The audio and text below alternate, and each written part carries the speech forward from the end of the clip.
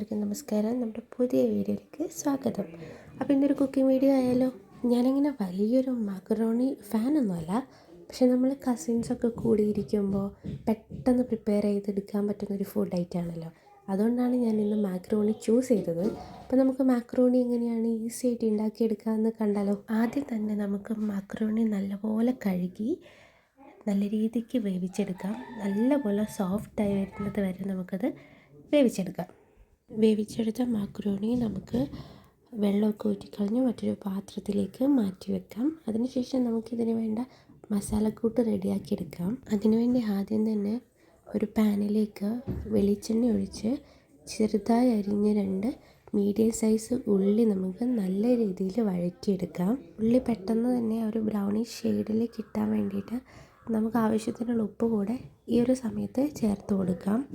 അതിനുശേഷം അരിഞ്ഞ് വെച്ചിട്ടുള്ള പച്ചമുളക്, ഇഞ്ചി, വെളുത്തുള്ളി, കറിവേപ്പില എന്നിവ കൂടെ നമുക്കിതിലേക്ക് ആഡ് ചെയ്ത് കൊടുക്കാം. ഞാനിവിടെ ഒരു പച്ചമുളക് മാത്രമാണ് ഉപയോഗിച്ചിട്ടുള്ളത്, കാരണം നമ്മളിതിലേക്ക് കുരുമുളക് പൊടിയൊക്കെ ആഡ് ചെയ്യുന്നുണ്ട്. നിങ്ങൾക്ക് എരിവ് ഭയങ്കര ഇഷ്ടമാണെങ്കിൽ നിങ്ങൾക്ക് നിങ്ങളുടെ ആവശ്യത്തിനനുസരിച്ച് എണ്ണം കൂട്ടാവുന്നതാണ്.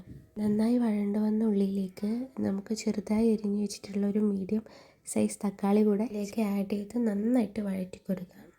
അതിനുശേഷം നമുക്ക് ആവശ്യമായിട്ടുള്ള മസാലകൾ ഇതിലേക്ക് ചേർക്കാം.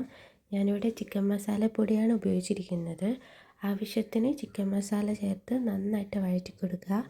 മസാലപ്പൊടി ചേർത്ത് കഴിഞ്ഞാൽ പെട്ടെന്ന് അടുക്കി പിടിക്കും, അതുകൊണ്ട് നന്നായിട്ട് തന്നെ ഇളക്കി കൊടുക്കുക. മസാലയുടെ ഒരു പച്ചമണം മാറിക്കഴിഞ്ഞാൽ അതിലേക്ക് ആവശ്യത്തിന് നമ്മുടെ എരിവിന് ആവശ്യത്തിനനുസരിച്ച് കുരുമുളക് പൊടി കൂടെ ആഡ് ചെയ്ത് കൊടുത്ത് നന്നായിട്ട് ഇളക്കി കൊടുക്കുക. അതിനുശേഷം നമ്മൾ മാറ്റി വെച്ചിട്ടുണ്ടായിരുന്ന നമ്മുടെ മാക്രോണി നമുക്കിതിലേക്ക് ആഡ് ചെയ്ത് കൊടുക്കാം. മാക്രോണിയിൽ മസാല നന്നായിട്ട് പിടിക്കുന്നതിന് വേണ്ടിയിട്ട് നമുക്ക് നന്നായിട്ട് വഴറ്റി കൊടുക്കാം.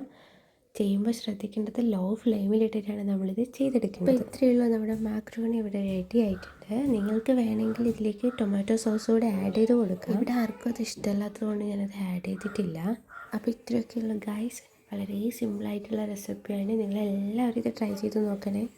ഇഷ്ടപ്പെട്ടെങ്കിൽ ലൈക്ക് ചെയ്യണേ. സബ്സ്ക്രൈബ് ചെയ്യാത്തവരുണ്ടെങ്കിൽ സബ്സ്ക്രൈബും കൂടെ ചെയ്തേക്കണേ. അപ്പോൾ പുതിയൊരു വീഡിയോ ആയിട്ട് വീണ്ടും കാണുന്നവരേക്കും ബൈ.